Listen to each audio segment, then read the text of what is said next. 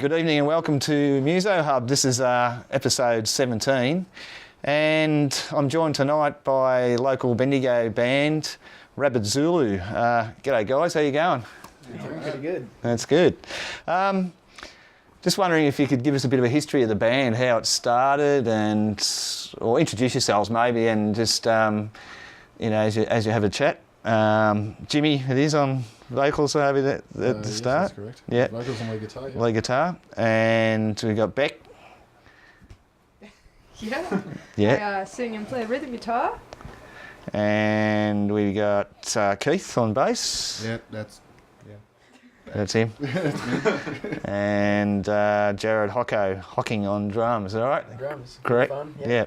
Soon you've got the mic. You can hang on to the next bit. Right. So how did the band form? I sort of read something. You and Beck might have had something to do with the start of it. Is that right? A very long time ago. Would have been 2008. We they had our mutual favourite band, The Living End. They went under a different name and they were playing at just a pub in Bendigo, and we were underage, so I didn't actually know Beck at the time, but we just ended up outside the door at the same gig and stood right next to each other and sort of got talking. 2011 was. You found out you both were musos, and just through that band, and got talking and social network. And obviously, she with Jimmy, so. Yeah. Just thought we'd get together and have a bit of a jam, and And I heard it was a while. You didn't have a bass player for a while. Is that right, or? No. Met him at Beck's 21st. I didn't know him, and had a good drunken conversation with him. Repeated myself about 70 times, and we ended up getting him. Yeah. And so, were you all? Any of you played in bands before this, or was it? I was in Low Point for 2 years. Yep. What about the others? Any? I messed around with a couple of cover bands a couple of years back. Nothing serious, just a few mates jamming, doing some stuff for get-togethers with friends and that sort of thing. Yep. Beck? Nope. No. Didn't do anything. Yeah. So had you been just learning? Playing guitar at home, or jamming with people, or what was the go there? Yeah, I started playing guitar when I was about 13 or 14. Yeah. And I wasn't very good. So I picked up drums, and I was playing drums for a while, and that's when Jared and I started talking. And him being a drummer, I didn't want to steal his limelight. So I thought it would be nice to go back to guitar. And then, knowing Jimmy, who's also a guitarist, we started playing guitar together and stuff like that, and just picked it up from there. Okay. And so how would you describe your style? It's obviously fairly hard rocking, heavy rock. Yeah, I think it's really hard to put us in a niche. Yeah. Because we play a lot of different styles of music. Definitely hard rock, alternative rock, but we have influences from punk, we have influences from stoner rock, blues even. Yeah, that's good, and it definitely shows through in your music, that sort of versatility. You could feel it's got to be. You're exactly right. You can't put you in exactly in a slot. And what about songwriting? Who does that? Jimmy, or? It's sort of a conjoined effort. It is. Yeah. So how do you go about songwriting? Is it something where you just do you sit down together, or does one come up with the music, one with lyrics or something, or? I think it's a bit of both. Like usually me and Becca work together and collaborate. Yeah. One will come up with an idea, but we're never able to finish a song on our own. Apart from rare occasions where we just sort of sit down and belt one out right then and there on paper. It's done. Yeah. That doesn't happen very often. So we'll get an idea half done, and then we'll collaborate a bit and end up with a finished product. And if we don't, we'll take it to the band and we'll finish it at rehearsal. I was going to say that the rest of the band have a bit of a say in their own bits, I suppose. No, they're Nazis. No, Nazis. Typical. No.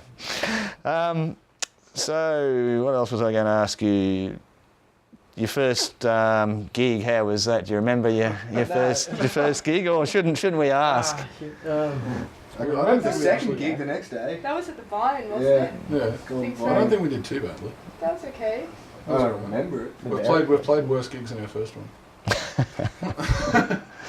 So what are you up to these days as far as gigging and recording and et cetera, et cetera? What stage are you at the moment? A few months back, we recorded the song that we'd played tonight, which also has a video clip in the works. Okay. Previous to that, we had an EP, and before that, a single. So I don't think we've done anything fully professionally, but our level of like our standard has definitely had a solid ground as far as, we weren't going to put out crap. Yeah. That's as far as recording goes. As far as gigs goes, we started off gigging a lot around Bendigo. Yeah. And like when we first started, we were absolutely stoked to be playing like the Newmarket or places like Music Man now. The second gig was Gig Fest, and that was massive. So it seems in Bendigo at the moment it's really good for bands. Would you say that, or there's seems to be a lot of gigs, or is that just? To be honest, there's a lot of gigs. There's a lot of opportunities for bands to play, but I think it's hit and miss with audience. Hit and miss with crowds. Yeah. I think there is definitely a call for attention to be given to live music in Bendigo, and original live music in Bendigo. But I think it's just going to be a slow process of people getting back into that mindset of like a good night out's going to be going out and seeing a band. Yeah. I think they're starting to. It's starting to pick up. Yeah. It's going to take a while. So have you got any ideas how you go about that? How you'd actually try and get audiences back? Is it just playing enough to get the word out there, or what do you think? There's been a lot of ideas as far as like getting international acts and stuff like that to lure. Like what people want is people to hear about it on the radio, on TV, and the internet. Like bands like Wolfmother have been coming to Bendigo. If original bands got slots supporting those, I think that would give original music a real leg up, because the amount of people that turn out to those gigs, and then all of a sudden these bands are starting to get heard of. Yeah. It might not happen straight away, but it's a good leg up for a lot of people. That's a really good point. If we can get some bigger names more constantly to Bendigo, and then I suppose, like you say, if you've got like yourselves a good band that can come in and people go, whoa, where'd these guys come from? Because I mean, there's probably plenty of people that may have seen your name but not come and had a look at you yet too. Yeah, it looks good on the band resume. To be able to say You're supported such and such, one of those big known radio bands, or to say even something like returning from a tour tends to help. But I think Jimmy's definitely right into getting the bigger name bands is a good way to go to get the name out and get live music back to where it was 20, 30 years ago. Yeah, I've got a young guy named Bill Barber coming in next week. Have you heard of him? He supported, he was I think first up really for good. And I think that did him a huge lift, just having that supporting them, Wolfmother that is.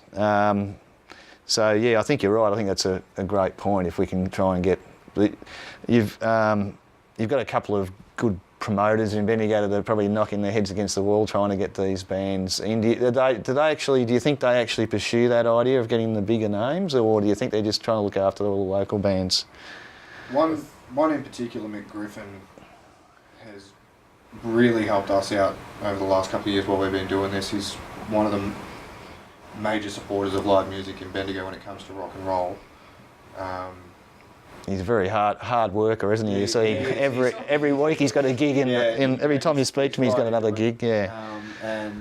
He's always trying to do that. Get maybe not international at this stage, but the bigger name bands from interstate.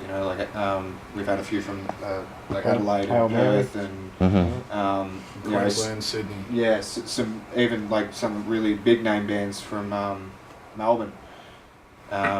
And he sets up the local acts to support them and that sort of thing, and they draw a crowd and the local acts get heard. Oh, that's good.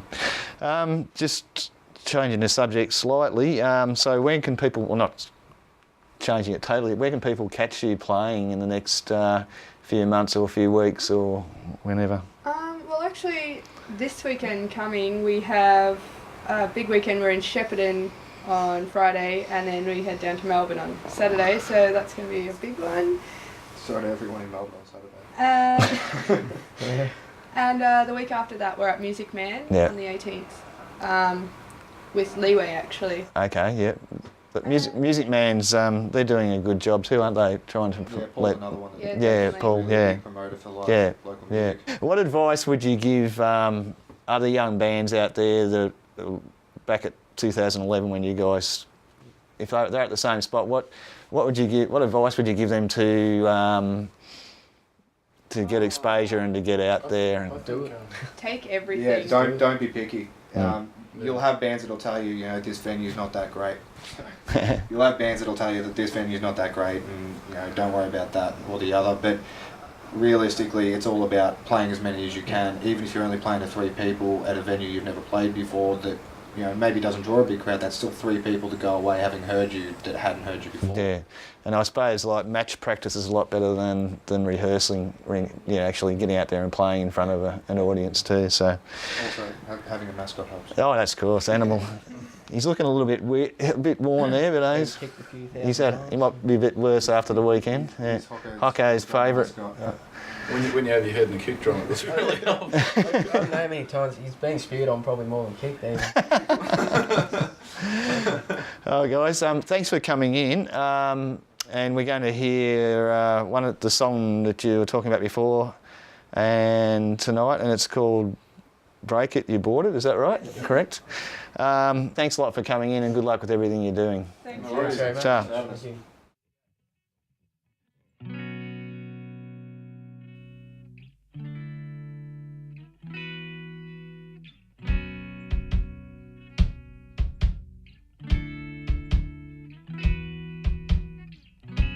Waking up, I can feel the afternoon slip into my head. You're not here, so I drag myself into the day of the living dead. Search myself for focus, take another drag. Is it me, or were you all I ever had? Had to stay to see it through. I'm in chains because of you. It could only get worse for me. What's worse for me is worse for you. My heart's locked up, ain't got the key. Who thought your lies could be the truth?